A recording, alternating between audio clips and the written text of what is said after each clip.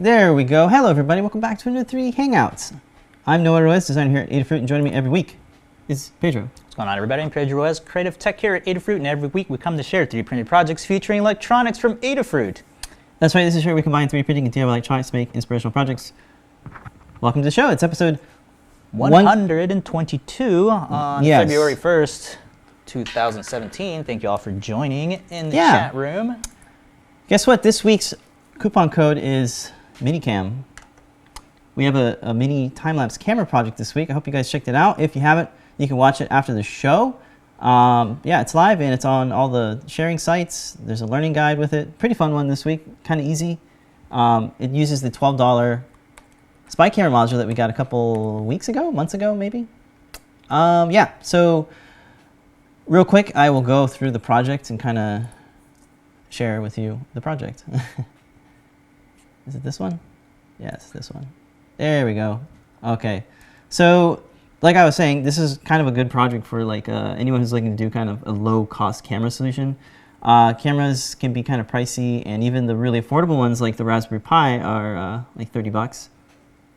And we have done a Raspberry Pi camera project before, but it was it's a little bit bigger. So it was really nice to be able to make this into like the smallest possible case, which was sort of the main goal of the project, was to kind of make it as small as we could. Yeah, size is definitely the biggest factor in when comparing this to the Raspberry Pi one. Right, which we have right here. Why don't we just jump into the comparison? So that's the Raspberry Pi wearable camera that we did last year, and it uses the Raspberry Pi Zero, a charging circuit, and oh man, we fit so much stuff in there. Yeah, there's like very little room to fit stuff in there.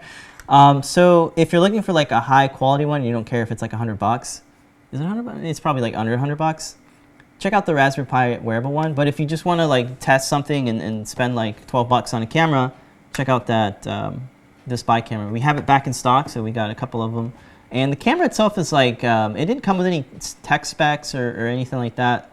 So I kind of had to draw the component itself and measure using calipers and draw it up in Fusion 360 to make the case.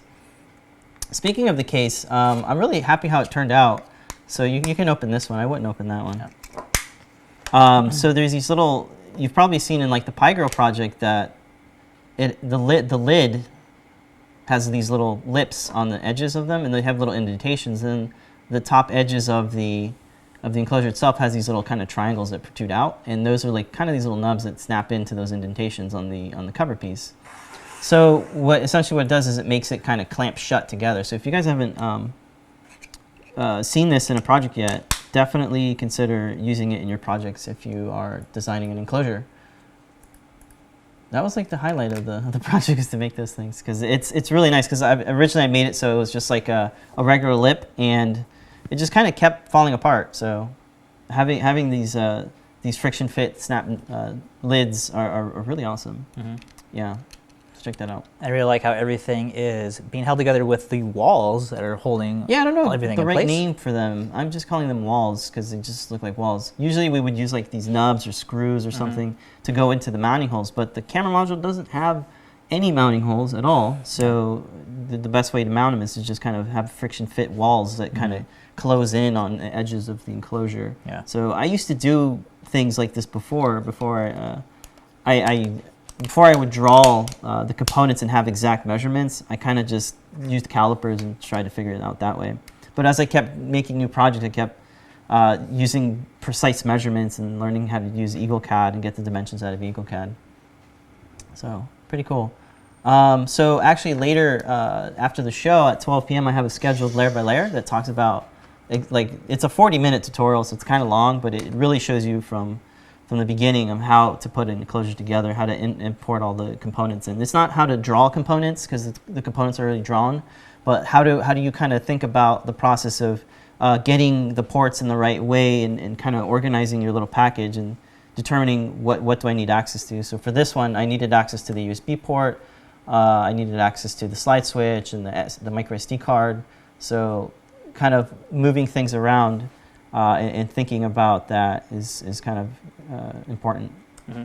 So the camera module itself is a $12 little module, so definitely the cheapest. compared to even with a $5 Raspberry Pi inside here. You still have to pay like. It's going to add up when you add the battery, you add the charging circuit, the charging, all the other components that you're going to need, like the little switch and the LED and everything else, the little SD card. Everything is going to wind up costing more than $5. Yeah, I think so. And then, but if you're looking for quality, that's what you're going to get. You get 8 megapixels from that sensor. And then for the ultimate comparison with a GoPro Session here, you can see how drastic the size difference is on these. Obviously, the quality is going to increase with the thickness of that. But if you need something that can, didn't even think about, one of our engineers, Todd, was like, oh, I want to put a keychain ring on this, so you could just have it on his key ring. Yeah, he was just chatting with me for the show, and he was sending me pics. So he put a little key ring on there, so he can put on his dog's collar. Oh yeah, really good idea. That's a good idea. Really cool for having as a wearable pet project. And another thing you could do with this, we didn't have time to do this, is have it on like your glasses to make your own Google glasses. So this would definitely fit on one of the, I forget what it's called, the thing that goes over your ear, the arm. The arm, yeah, or not the frame, but right on there, connected to the frame, so you have the little module sticking out, so you could take photos or videos with that. Yeah, that's more of a challenge, I think, too, but it's doable. All the pieces are there. If you want to take a look at the Fusion 360 files for looking at all the measurements to customize this. Yeah, the components are you can rip them out of the main assembly. Yeah, so that's always cool. So definitely recommended if you want to take a look at the learning guide. You just want to go through it real quick. Yeah, I had it up. Is it the one there? Yeah, I had it up. Yeah, so the guide just walks you through all the steps. It always starts off with a circuit diagram, which is a good visual representation of how all the connections work. The battery. So look, I know the battery is really small, but the goal was to make it really small. So the battery is 100 milliamps, and it'll last. It'll last about an half hour. Right? No, a full hour. You'll get a full hour of it. So depending on your intervals. You'll get an X amount, but I was able to get 15 seconds out of 5-second intervals as a total time lapse, which I think was plenty of time to get a nice image of cloud, a nice image sequence of clouds passing by.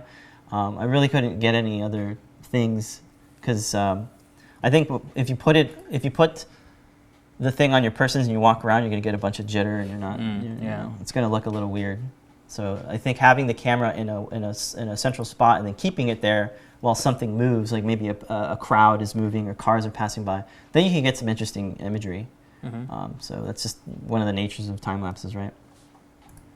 The software is really simple. It's actually written by James DeVito.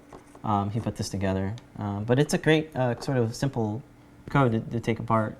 So it works pretty well. And so check that out. And the 3D printing part is very, very simple. There's just 2 pieces. I printed them on all of the printers.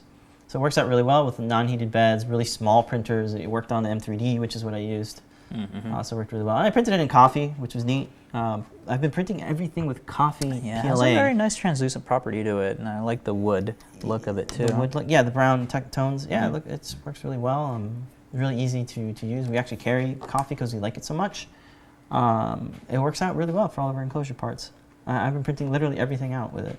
So let's take a look at the wiring. The wiring is pretty straightforward. I always recommend using silicone-coated wires, the 30 gauge version, or the 30 gauge size. Works out really well. Pretty simple in terms of wiring it. Here's the full circuit, what it looks like. So that's cool. I did try taking the wires off of the module itself because the wires are is it acrylic?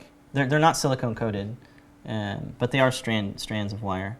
But I ended up using it because it was fine. I tried putting it on top of there, but those little pads are so tough that I don't recommend taking them off because you will kind of have to futz with it. You gotta have a lot of dexterity to. Yeah, unless you're really good at soldering, I wouldn't recommend replacing the wires. So it does come with 3 wires, a little connector, but go ahead and cut them off. So that's simple. What else can I mention here? So this little guy, right? The thing that's the charging circuit is called the Trinket LiPo backpack. It says Pro Trinket, but it works with regular trinkets. I don't know if people know that, so that's why I'm saying it. And in order to get a slide switch to work with it, you do have to cut a trace. So by default, that trace is is there so that it just turns on as soon as you plug in the battery. But I think most people are going to need the slide switch to turn it off and on. So you just use a hobby knife to cut off the first layer of that. It should be pretty easy. You just got to be careful to. It takes like a minute because you just want to move your thumb out of the way while you're holding it.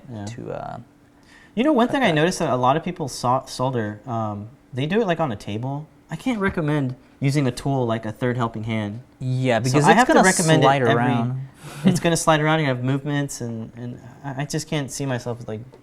Especially when you have to do through-hole soldering, I mean, it's going to damage your table. As soon as you pop that wire through the through-hole. Yeah, I think you're right. So if you don't have a third helping hand, please get one. They're not expensive. What are they, like they're really worth $7, it. And another tip is to put. A lot of people have said this, but I'm going to say it again. Put a piece of heat shrink tubing on the little teeth, so it doesn't grip onto your board. Didn't I add that as a pro tip in the video? I'm starting to add these little tips in the video because a lot of new watchers coming on board that may not know all these little tips. I think it's cool. I like watching the Ben Heck show, and he always has like a lower third with a little tip or something. So I'm gonna try to do that more.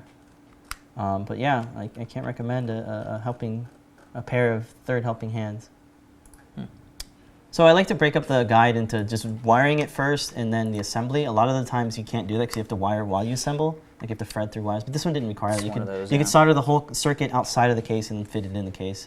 One thing I probably should have tried to explain better is kind of measuring your wires. Like I think it's fine though if you always have longer wires than necessary because then you can always trim it down. It's always harder to make a really short wire and then extend it. You have to kind of take out that wire and throw it away or whatever. So I recommend going longer with your wires and then trimming it down.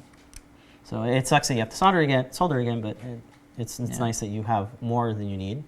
And I was able to get the battery cable because that was probably the longest wire. I didn't want to cut the wire and show people to cut the battery wire to shorten it. So what I did was I added a little piece of heat shrink tubing. And I'm looking at this photo here. Oh no, I'm in the editor thing. I need to go here. So if you guys don't know, you can click on an image and it makes it bigger.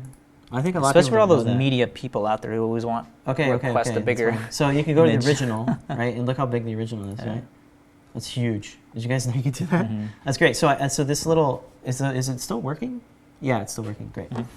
So yeah, there's a piece of heat shrink tubing that kind of knots the thing together, just bundles it up, so it makes it easier to fit in the enclosure. And somebody on Twitter was asking if was it Ryder? I think it was Ryder. Asking if there's shorts, like if this shorts any of the connections. I haven't had any problems with it because the battery just rests on top of the wiring, which I guess is okay. You could always add like gaffer's tape or something over to wrap it in the battery, but then that kind of thickens it a little bit and it might bulge, but that's an option. I didn't find that as a problem though. Yeah, so there's plenty of clearance for the top of the case to fit in there. Yeah. So even if it does, like for whatever reason, expand, it's easy to be good. So that is it for this week's super tiny. Yeah, I didn't cover like how to create a time lapse because obviously the camera module doesn't process a video as a time lapse. You have to get those images off the SD card and use an editor. There might be some online solutions. I didn't really look into it, but I use Premiere and all that stuff because we're Adobe users. And then mounting it to tripods is pretty simple. I made a little GoPro knuckle that makes it sort of accessible to all the GoPro type things. But you could do all sorts of mounting things. You could make a little insert thing for a 3/8 to 1/4-20 tripod mount, so you can put the thread in there. And later, I actually have a really good tip from on the community makes about using T-nuts, which is pretty awesome. T-nuts 1/4-20 size threads. So that's cool. But that's pretty much the project. Check it out, and if you have any questions, of course, let us know in any of the videos. So that's kind of it. And of course, you can get 10% off if you want to grab any of the tools for remixing this project. Yeah, it is in stock. Or making it just as usually it is. Usually when we have a project a week, it's sold out. We don't have but this one is in stock. I wouldn't be surprised if it's already sold out, but pick it up if you can. Hit that notify me button so you can get alerted when more come in stock. Coupon code MINICAM for this week works on all the electronics, filament, materials, and printers to bring projects to life. Yep. Check We it out. also got that free shipping stuff for the folks in the States here. If you are ordering something that's over $200, you get free shipping for UPS ground. Yeah. That's kind of neat. It's a good deal. Big robot destroying the city. Nope, just kidding. It's same-day delivery in New York City. I forgot to go through these in the beginning. Adafruit Daily newsletter. You opt in, we send you content daily. The brand new newsletter that came out, MicroPython, definitely check that out. All of the news that's fit to Python print, code. to code. Yeah. Good job. Check that You out. did it. Woo-hoo. And jumping over to the chat room, we have Ryder asking if we could dual extrude the case to have Ninja Flex port covers. It's a really good idea. Although you don't really need to dual print that. A lot of the little rubber, this camera They're doesn't have separate it. pieces that It's a kind separate, of- yeah, it's a that little kind of separate hinge piece. in. It has like a little T shape that sort of just wedges into there, Yes. into like a hole or something. So you can sort of pop it out. Yeah. And it can just hang down, hang off that mount. So don't really need a dual extruder, but that is a way that you can add that Ninja Flex Just cut cover for that separately. for the ports. Yeah, I haven't really done any protection for ports because I rarely have them in outside. Yeah. So that's a good point though. Cool.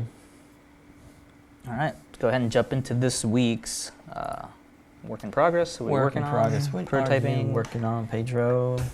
So I want to say 2 or 3 years ago, we worked on this LED ring light for DSLR cameras. It worked out pretty good. We're using the 60 NeoPixel ring here, and the way it works is there's a little hot shoe mount on the back here, and it just attaches to a DSLR camera. Just grab that just to demonstrate how this works. It just slides into the shoe mount like that. And if you switch over to the other camera, it does a nice little job of providing light, like if you're doing like a portrait or if you need to do like a close-up. I think in the video we actually showed it using on a macro lens. Right. If you guys don't know, when you're using macro lenses, you're going to need a lot of light, especially since you're so close up. So there was only a couple of cons with this, one of them being we didn't have big printers back then, so this is all printed in separate pieces. We had to like chop it up into puzzles to put it all back together. And then the biggest problem with this is that the NeoPixel rings that we're using, it's using red, green, and blue to produce the white. So it's actually casting quite a purpley blue light on you. And then the other problem was, we didn't know how to mount things properly back then, so all of the circuitry is sort of just floating on the inside here. Just stick it in the box. It's good. Ship it. But it does a pretty good job. Again, you do have to buy each quarter of these, so this doesn't come all as one piece. You have to buy each quarter of that. And my wife does a lot of like beauty like tutorials online, and she always needs like a circular light to give the little ring effect on your eyes, and obviously to really bring out your face. So she was playing around with some of the NeoPixels and decided to add a stick in the middle to turn it into an oval to look like this. Yeah. So the big difference here is that the new NeoPixel rings that we have in the store include another LED that is just pure white. So you don't have to do any of the RGB mixing to create the white. It just has the white NeoPixel inside there. So it's definitely more efficient, and we have them in 3 different white colors. We have a cool blue, or a cool white, natural white, and a warm white. So I'm just using the natural white on this one. As you can see, it does a really good job of lightening up your face. When you put it a little bit closer, you can definitely see the ring inside your eye because it is, definitely larger than the original 60. We're using 76 NeoPixels on here with the included 8 NeoPixel sticks on each side. It definitely increases the size of that. And I think the main reason why you put the sticks is because the iPhone 7 Plus wouldn't fit on there. inside Yeah. of it. So the cool thing about this light is it's built for the iPhone 7 Plus. Obviously, it could be a standalone light, but having it built into the case kind of eliminates a lot of the issues and simplifies things a bit better, because Brandy is using this all in one, so she doesn't have to have the ring and put it in front of her camera, because these cameras are really nice now. The front-facing cameras on these. That's one of the biggest difference between 3 years ago. Pretty nice. Yeah. We had to use, a DSLR camera to get the highest quality picture. Now on an iPhone, the front-facing camera does a really good job that you can do all your editing right inside there. You can't really do Facebook Live on a DSLR camera or do any of the filters that you would do. Yeah, you would need a Blackmagic camera, HDMI input, and it's expensive. Way too much, yeah. So perfect project if you want to have a little selfie light on there, but also perfect if you don't need any of the camera stuff. You just want a ring light to do any projects, for lighting up any like shelving or anything like that. It's super portable. We have a 2500 milliamp hour battery inside here, so it'll last a while. And because of how efficient it is with just lighting up the white NeoPixels, it should last longer. And everything is modular, so you're able to take out the battery. Everything is exposed, you can easily see it. Do you want to show that on overhead? Yeah, well, we'll cover it more next week. This is next week's project. Just wanted to give you guys a preview of it. And we're just using a 5-volt trinket, the LiPo battery charger, and the 3/8 to 1/420 adapter. And on this one, we're using the little mini ball head. You can use any tripod, or here we're just using a little selfie stick to hold that in. And like we were saying before, you can find any bumper for your phone, or you can just use the included ones that we have here that'll fit the iPhone 6 Plus or the 7 Plus. Works beautifully on there. Yeah. And if I just turn it on real quick, see the quality of that. Definitely makes a huge difference. Hey, overhead cam. And then when you turn that off, there is my off button. You can see the difference right there. Whoa, look at all those shadows under your eyes. When it turns on, I really like the little marquee effect that you have on there. Oh, it's just a color wipe, yeah. Slow. There you go. So it doesn't really come as clear through the camera, but when you see it in real life, it's night and day. I did post an Instagram video if you guys want to check that out of us testing it out. But super cool little project that has multiple uses. You can use it as your studio light or selfie for your phone. Hey, I like this comment from Kirby. Do you want to hear it? What is it? So it would be nice if it had a clamping similar to the phone holders for your quadcopter remote. You see how they kind of bite your thing. Then you could put anything in there. It doesn't have to be an iPhone. It could be an awesome Windows phone. So or an Android. If you sort of look at this, you can take this bumper part away. Right. There actually is a little clamp that is holding the main mount for all of this together. So it snaps in. I'll show this next week. But that is already in there. The bumper is... You can go into Fusion and completely change this around. As always, we have everything completely editable. You can go through the timeline and check out where you I add have to do that. We're gonna make it for our thing. I mean, it's simple, it's really catering towards a specific problem, and it's a good basing point. I've never considered adding increasing the shape of the 60 ring by adding a stick. I didn't even think of that. I know. So I just had the aha moment. I was like, oh, we could just add a stick and extend it and elongate it, because we were about to scrap the project because it's like, well, this is just going to be in front of the camera, the front-facing camera. So luckily we had like a couple of the NeoPixel sticks and the rings around there. She just played around with it like Lego or something. Was like, hey, why don't you just do it this way? But I think even this isn't. Oh, really for a non 6. Yeah, 9 plus a 6, a 7, just a regular 7. So that would not fit on there. Yeah, it still doesn't fit. So how do you make a bigger ring? And of course, if you wanted to turn this around, have it going this way so you could. And I was not against the project, but I did look at B&H and Amazon looking for. So she actually has one of those cases that has the light in the front, and it just doesn't work that well. Oh, it's a baby light. It's like this big. No, well, she has one of those. She also has where it's the entire case, where the LED is like all the way around that, and it just doesn't look good. Is it the coloring? Is it the temperature? It's the color, the temperature, and the intensity of it. Yeah, we'll compare them next week. So this really is like a legit solution for her. Exactly. Yeah. That's cool. And I think, like I said before, the top reason is that it has multiple uses in terms of being able to use this just as a studio light if you need. It actually makes this kind of interesting, like ravey thing. Oh, Like he had two of them, and he was like fist. Like it was kind of neat. I don't know. yeah. Like for a cosplay prop or something, maybe that's kind of. But introducing the sticks, makes it where you can like make an S, or you start drawing things yeah, out you of can start it. kind of making different So shapes. just, I think somebody at the Adafruit HQ made like these little eyelids. That's Remember, right. like these Yeah. little eyes. That's kind of neat because it's just a creative way to use. You don't have to make a ring. You can make also other shapes. Yeah. So I'll show this off next week. But yeah, everything is completely modular. The battery slides out. The whole mount comes off. And we're using some mounts on here, which we weren't able to do before because the rings don't actually have any mounting holes on it. But No, they when you don't. add these sticks, they do. Yep, So they have two it of was them. really, really handy there. So we'll talk about this more next week. Hey, some of the that's design next week's process. project. You're working on the guide, and working on the guide. already putting it into use during the assembly guide. I was using the other one to light up some of these scenes. Yeah. So just definitely to reiterate, handy. these are the RGBW NeoPixels. Yes. RGBW. So you are going to have to update any existing code that you might have had for Yeah. any of the other. Yeah.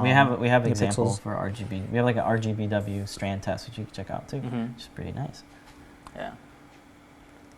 Okay. Yeah. Just taking out the chat room. Sorry, real we're just catching up quick. with you folks in the chat. What did we miss? I don't know what the current draw line is. We'll have to look into that. Yeah, we'll have to like use a multimeter to see what is drawing, Mm-hmm. because I'm sure it's different, right? Just powering the LEDs.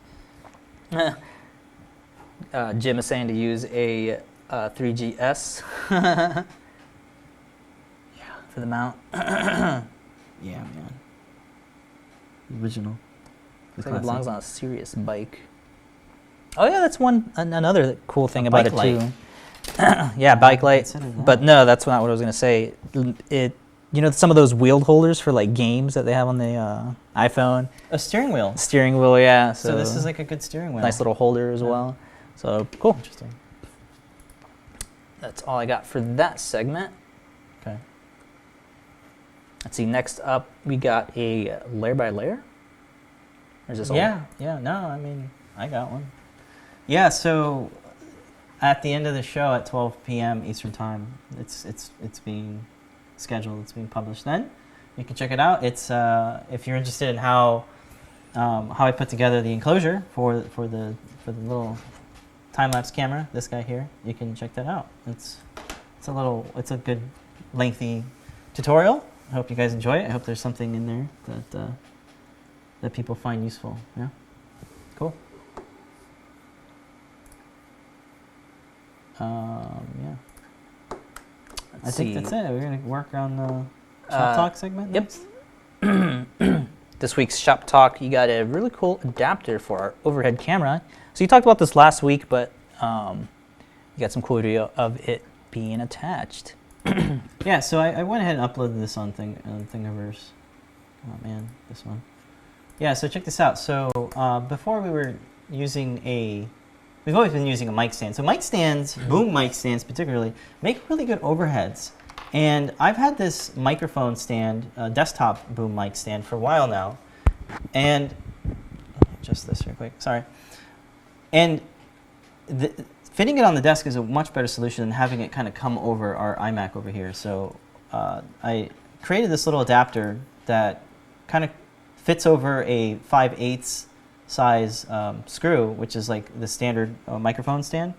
And then I have this little kind of area for a D-ring, 1/4-20, to fit into, so you can do that right there. So if anybody's interested in getting an overhead cam, check out this mic stand, this desktop boom mic stand. It's like $30 on Amazon.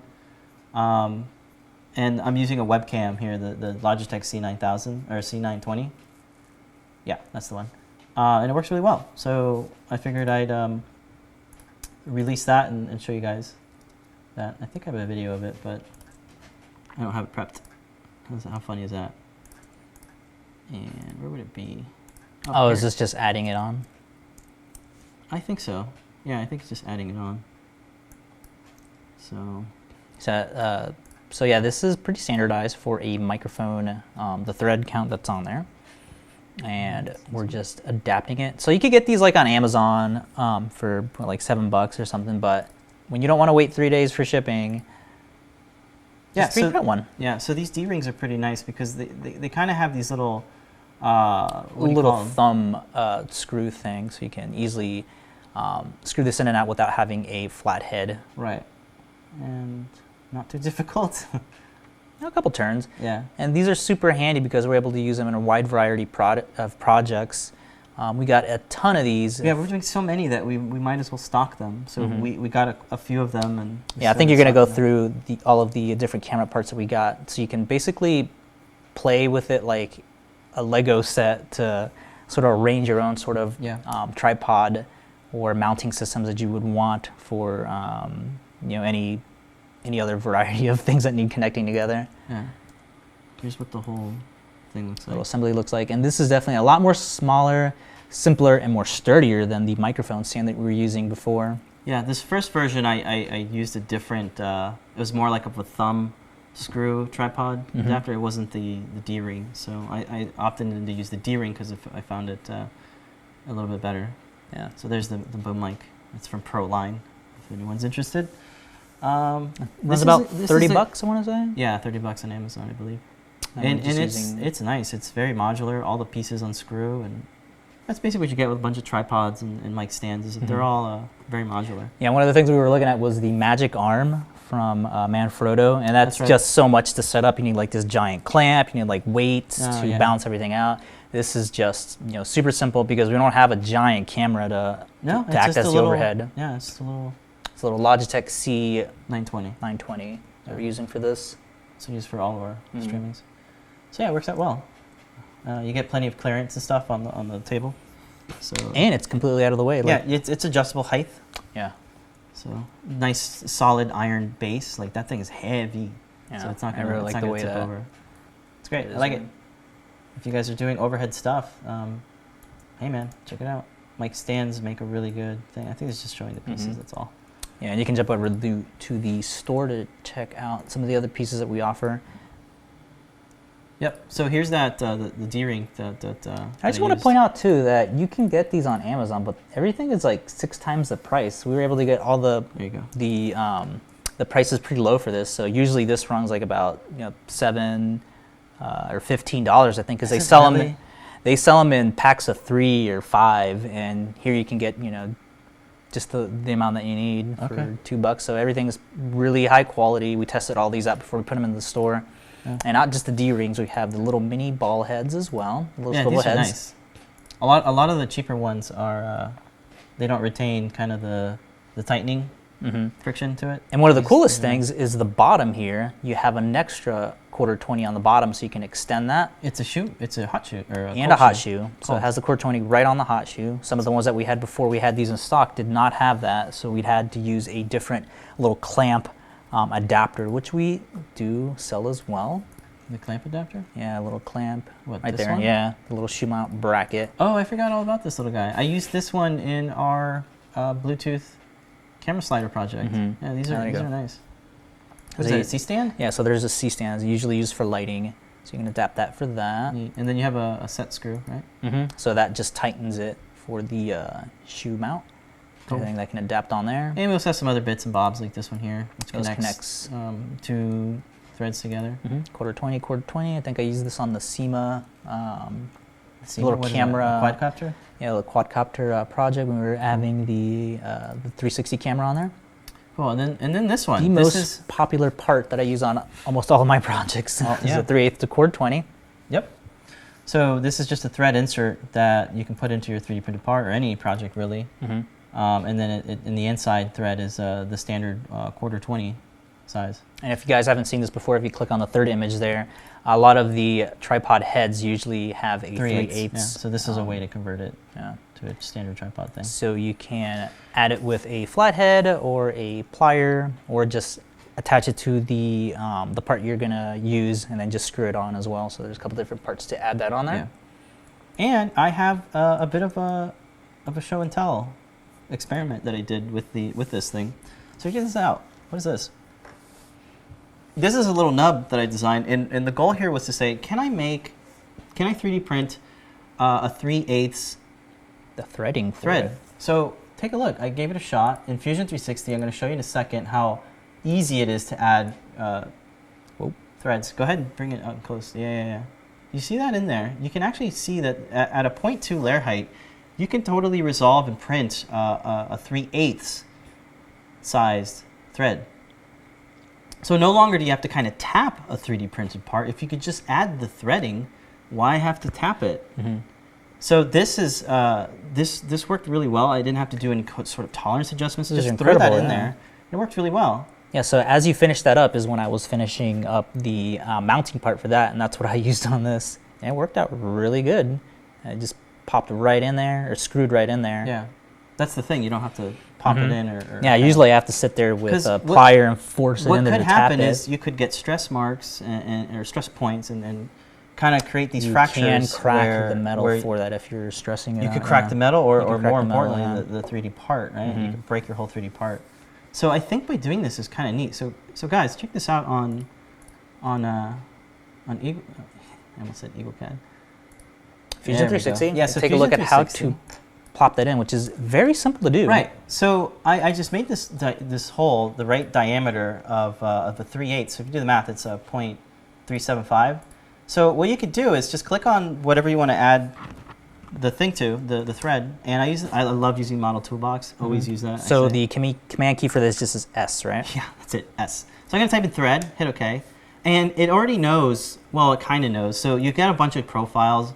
Unfortunately, you have to use the American one, the unified screw threads. Oh, yeah. And then it kind of is smart enough to figure out, oh, this is a 0.375 inch, which is the 3/8. And then if you look at the design, the designation, I guess, is you want to use the 16 thread count. So the way the threads are is like it's always like a size and then the thread count. So this is a 16 thread count, I believe, or pitch or whatever you want to call it. So that's the one that you want to use for standard 3/8 tripod adapters. So the next thing you gotta do is click on modeled, and that'll actually create the geometry that you need necessary for this. Because this is, without model, it's kind of for, I guess, a CNC machine.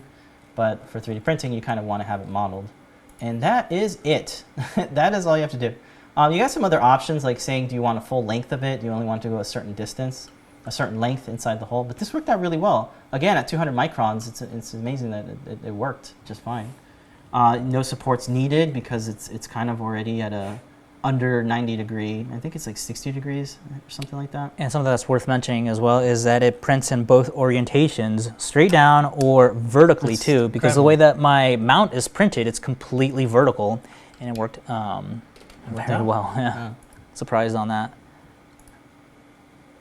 Oh, and another thing too, I'm printing using a 0.6 millimeter nozzle for all the parts on the little selfie light ring. Oh, that's right. And it worked perfect on that as well. It worked with a 0.6. That's crazy.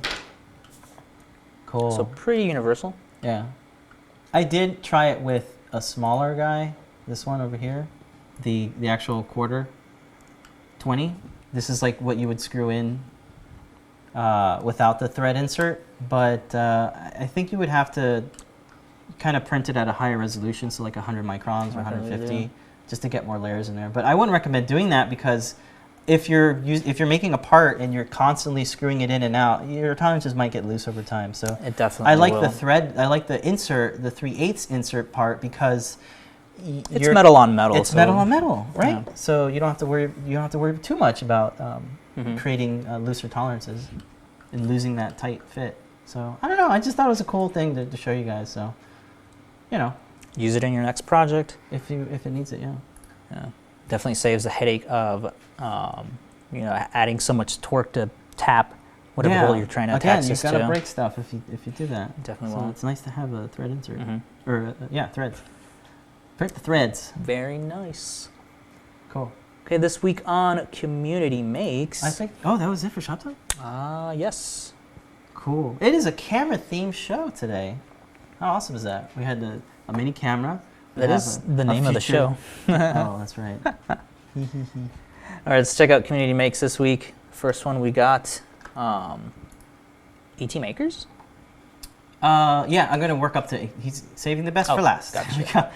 Okay. Is that one? Yeah, that one. So, oh, this is a little. I wonder if I can fix that a little bit. Does it fix it a little bit? Huh. I'm trying to kind of get this in there. Maybe if I do that. Yeah, that's better. Okay, cool. So this is a camera ring housing that I found on Instagram by Thingiverse user IJMCLC Lidden. Yeah, so he just made a simple NeoPixel ring, which is a NeoPixel ring mount, because again, there's no mounting holes on NeoPixel ring, so it's nice to kind of have different housings, 3D printed housings for it. And this is really simple and clean. I like it. It has like a little hole for the wiring to get out. Yeah, so check that out. Next project that I found was, or actually you found this. This is just like a nice little soldering button shoulder. Mm-hmm. Yeah, that's the extent of it. Hey, I like making tools. And works. It's a good use of 3D printing. Of course, you don't want to get the iron on any of the plastic parts. So maybe that's why definitely going to melt it there. Yeah. Okay. This is a really neat one by Print Control. Yeah, this is Pong. It's a tiny little Pong. Yeah, so he built built this. Design. Yeah, I really like the little stars on the bottom there, and he milled out his own circuit board as well. Yeah. You can check out. Look at this. Well, that's a little kind of snake thing. Yeah. Here's the Pong. And it has noises too. That's all the links will be in the show notes, and it'll be as a blog post for tomorrow as well. Yeah. If you want to Here's check this out. That custom mill. It's great. It's really good. Yeah. He says what CNC he used to engrave the PCB. Did he? Well, check out the links. Check it out. It looks really cool. Yeah. I always the way link it came these out. below in the comment section. I'm a fan of teeny tiny little playable. They're so adorable. Very useful. Look at these. Amazing. Okay. And then we got cool little Mars rover. Yeah. So check this out. This is kind of a remix of the original Mars rover by I forget the Thingiverse user. Bullbots. Yeah, so the way that he's operating it is through the Blink app, and he has a couple of set parameters and it's got a great video on it too, so check it out. Yeah, very interesting. Really appreciate when people go that extra mile to make a video explaining it. Cool. Hey, look, a PCB Vise for mini stuff, for like ICs. Yeah, it's kind of neat. I haven't printed it myself, but I think it's good. You could always swap the base out for something more sturdy, but hey, that probably works well. Cool. Proto G. Check out Proto G on YouTube too. I subscribed, and he does great content. So in this sort of project, he built his own Gauss meter for measuring the strength of magnets. So it's pretty neat. What's cool about this a lot is of experimental things. Yeah, what's cool about this is you can measure the north or south pole of the magnet, or the polarization of it. So very interesting little instructables. Yeah. Nicely laid out here. He does a lot of great experimental projects that kind of use 3D printing. I think he 3D printed like an electromagnet using magnetic PLA. So it's really cool stuff. Very cool. Okay. Next up, ATMakers. So Bill Binko is the guy at ATMakers. So what is ATMakers? I looked it up, and so assistive tech. So his whole goal is to help makers help people that are in need of assistive technology. So primarily targeted at schools, I want to say, right? Yeah, schools and STEM. A lot of folks that have high schools that have 3D printers are kind of sitting idle. So why not make some cool useful projects too while you're at it. Yeah. So he sent me over this sort of project that he's working on, and he was trying to print it in ABS, and I really like his approach because he made a video about explaining what his problem was and if we could have any solutions for it. So what he's trying to do in this project is to make a 3D printed camera tripod adapter for AT switches. So they're these like giant, not giant, but these big switches that are really friendly for assistive tech. So he tried printing this in ABS, and a couple problems always happen with ABS is you get warping problems, and when you're printing with supports, it tends to get melted to the part itself, even though you add a lot of air gap. So that's what he was trying to achieve, and instead, eventually because this was over the weekend, eventually he printed it in PLA, and do I have that one? It worked out pretty good in PLA. But one of the things that happened is that there were some stress fractures from inserting it. So check this out. So he's using, I've never heard of these. These are called T-nuts. right? There we go. Here's the T-nut. And it's a little nut that has barbs on it, and that kind of gets pressed into the part. He says it's used for like rock climbing and stuff, so it's really sturdy and meant for like being kind of clamped into wood and things. So he designed a 3D part to have these little kind of inserts where the T-nut, or where the barbs of the T-nut will go. That way you have a legit quarter 20 thread for mounting these. This is a jelly bean button. There's like these big nice buttons that you can mash, so you don't have to like worry about these tiny little buttons. So that's kind of the whole point of the AT switches, I think. But yeah, it's a great solution. There's so many different types of solutions for mounting things, and I think utilizing the tripods is the best. So yeah, it's huge very shout out universal, to Bill, who's inspiring me to try to come up with more AT projects, assistive tech type projects. So I checked a look at his site. Really cool. I like his intro video. It's a little long, but definitely check it out. It gets you really kind of thinking like, oh man, we could do so much stuff for helping folks out. Yeah. So I like his approach. Bill, thank you for reaching out, and I'm sharing his project too on the Adafruit blog, and he's actually has in the sort of like the learning system, he has his own guides and tutorials he's putting together as a way to kind of create a sort of STEM material or a curriculum to add to different programs. Cool. So he has quite a few assistive tech projects. So I actually reached out on a question asking how to get less warping when using ABS. Oh yeah, back to the issue. So do we have some actual ABS experience? That's actually all we used back when we first got into 3D printing in 2012. We had replicators, and PLA just wasn't kind of a thing yet. Yeah. So tell me, Pedro, you have most experience with ABS. So one of the things I would do is try printing 2 of them so that the nozzle gets away from the part, lets it cool down for a bit. You can also use something like an U shield, so it'll print like a little shield around it, and that'll get the nozzle away from the part. That's primarily what you want to do. Yeah. Let the part cool down. Now, people always mention to use the slow down the printer or the print head at for small sizes, but I don't know how that would actually work. What do you mean, slow down the print? Yeah, there's an option inside of Simplify and Cura where it slows down the nozzle, so it'll give it time to cool. But if it's still like in a small little part of the area of the part, it's still gonna have a heat zone around it. Okay, so this heat zone I never recommend that. I always recommend printing 2, and position it so it's a little bit away from the part, from the first part. Yeah. So it'll give it a lot more time to cool. Okay. If you have an active cooling fan, definitely use that. Maybe you use it like at 30% of the speed. So too much cooling is a bad thing. Yeah, it'll it could split. be. Yeah, it can split. Yeah. Okay. You can also use a prime tower. So it's just a little towel that'll print. Yes. On the left or right corner. Probably better than a U shield, because the U shield still is you're going to be inside of that heat zone. But the thing I like doing is just printing 2 parts, since you'll kill 2 birds with 1 stone. You'll have an extra part, and you'll cool down the area around it. Did we mention enclosures are super important? So having the whole thing. You absolutely need an enclosure for printing an ABS, or if we're in Florida here, well, not right now with it being like 50 degrees outside. Oh my God, it's so cold. Having it in the garage where it's nice and warm, that'll also work as well. But you are absolutely going to need enclosure for the top and any of the side panels. Yeah.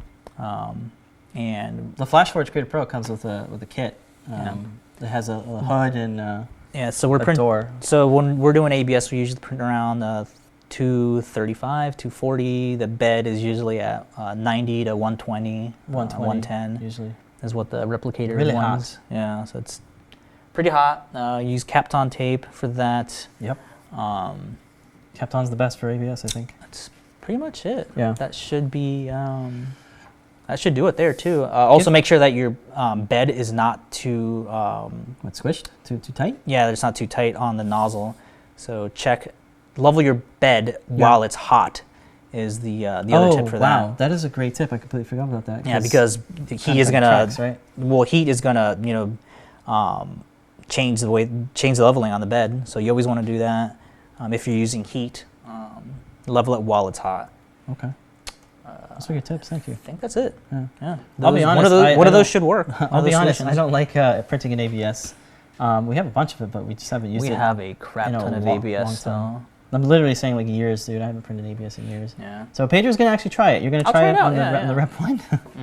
Yeah, that's I should probably do it on the FlashForge. I think so. But I'll do it on the FlashForge. And if that doesn't work, I'll switch over to the Replicator one to do that.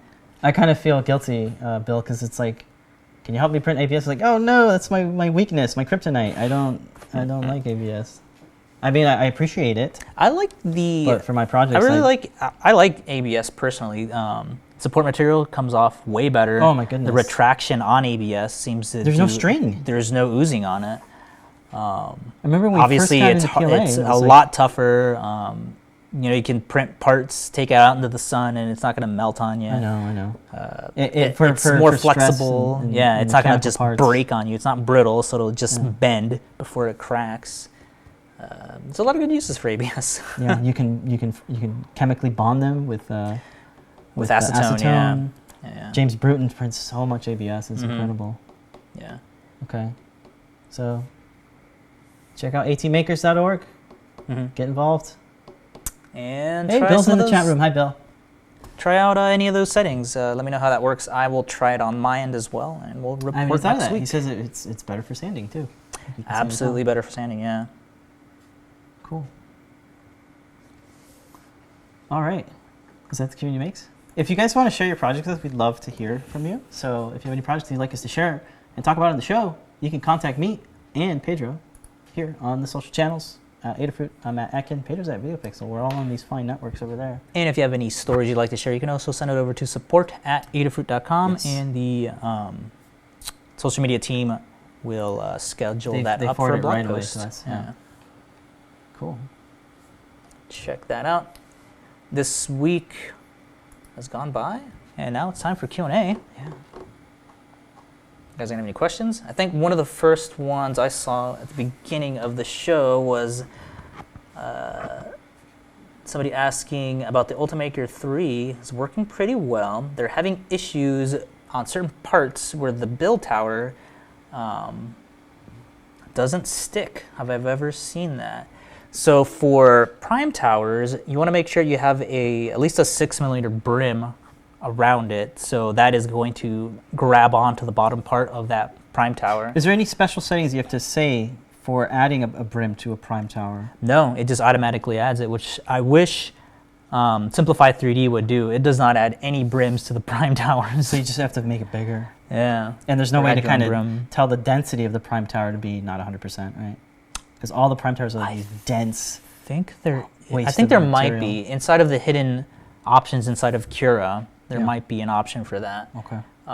So I have mine at, let me see, do I still have it open? I can tell you what my settings are. Oh no, they all got erased when I moved over. Supports. Yanni is saying, do I need a 3D printed beanie? Maybe.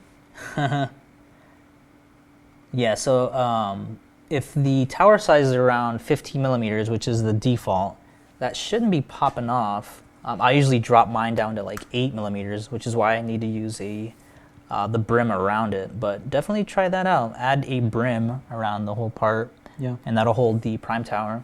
And that should help it from skipping as well. The speed, default at 70mm a second, might be too fast. Maybe try 60 or 50. I usually leave it at 70 though, and I haven't seen any skipping on that. And everything else I leave the same. So try out that setting, see if that works for you. He's saying it's, Scuttle is saying that it is the intermediate layer not sticking, PLA to PVA, at layer 20 and up. Oh, to the actual prime tower? So I did have to raise the temperature on PVA to, I believe it was 210. I think the default that they have on there. Let's see what it is. Ultimaker, PVA, neutral. Paige is over here on his laptop doing Cura. I don't have it open here. What do you give me as a default temperature? I think it's like 200, I want to say. It's actually not a part of that print setup screen. It's inside of materials profile. Oh, it does. 215. Oh, wait. Oh, it's because I'm using the wrong print core. It doesn't let me. It's like throwing all these errors. That is not right. It is not compatible. Well, it's saying 215 for me, so maybe I could have sworn it was like 200 the default for it. So try 215. See if that doesn't ooze. Yeah. Yanni's asking, do we use a remote-controlled Gator project? Have we seen the remote-controlled Gator project? I have not. Send a link. Send a link, please. Oh, shout out to David. David Rodriguez, I think. Hey, David. Oh, hello. Yeah. Sorry, there's just so many comments. Like, it's hard to kind of read through it. Jim just ordered a flex extruder for his Lulzbot Mini. Curious if other direct drive systems require a different tool head for the TPU rubber, or not as reliable since they don't have a specific tool head for NinjaFlex. Where's that? Up here, Jim. The flex extruder for his Lulzbot Mini. No, most direct drives can handle NinjaFlex if you print really slow, but there is a Flexi Flex. The Flex extruder, they say that it is able to, or it is compatible with like PLA and ABS, so it should work. Although I never tried, I don't remember trying it when I had the Lulzbot, but they say it should work. But definitely check the documentation again. Maybe it changed with the, you know how things always get updated in terms of design. So right up on that. There is a Scuttle saying, oh, I forget, the Flexi Ion. Is that what it's called? The Flex Ion. It's like it's for like the MK8 and MK9 style. It's somewhere. Yeah, it's a good solution as well if you have a direct drive. It's not going to work it's for direct drive though. Yeah, it's not going to work with the. He's the asking Lulzbot about direct one. drive. Well, they have different. They have these giant. The fitting wouldn't work in it. Yeah. I don't think it would. Yeah. So Scuttle's saying it might be a Cura bug for the PVA not sticking. They do have a beta of, I forget what version of it is. And I think, 2.4. Maybe try out 2.4 beta of Cura. That'll eliminate some of those. And check the firmware inside of the onboard menu on the Ultimaker 3 as well. Go to, I want to say it's maintenance and then system. And it'll be like the first option inside there where you can just check what the firmware is, and if there is a new one, it'll notify you, and then you can just hit the button and it'll update your firmware for you. Bill has a question about any tips for embossing text on a non-planar surface in Fusion 360. Yeah, so like a curve, like a cylinder, for example. So there is a tip, I believe, on Autodesk Fusion's site about, it's sort of a new feature that they've added. So you can, when you're extruding to cut on a surface that's curved, there's an option where you can change the type of cut. So, oh man, if I could do this real quick, that'd be amazing, huh? I don't know if I can. Yeah, I'm gonna try to do. I'll try to link you, Bill, on that tutorial that I'm talking about. Yes, there is a way, because what it'll do is, even though the extrusion's flat, Fusion's smart enough to kind of make that flat curve along the edge of the surface. So it's just a standard extrusion, but there's an option in there now that lets you kind of curve along the outer surface. Yes. You know what I'm talking about? Mm-hmm. So it's a great way to kind of create text in custom shapes onto a. It's not projecting, it's just extruding to the cut. You just tell it the type of cut should be to go along the outer surface.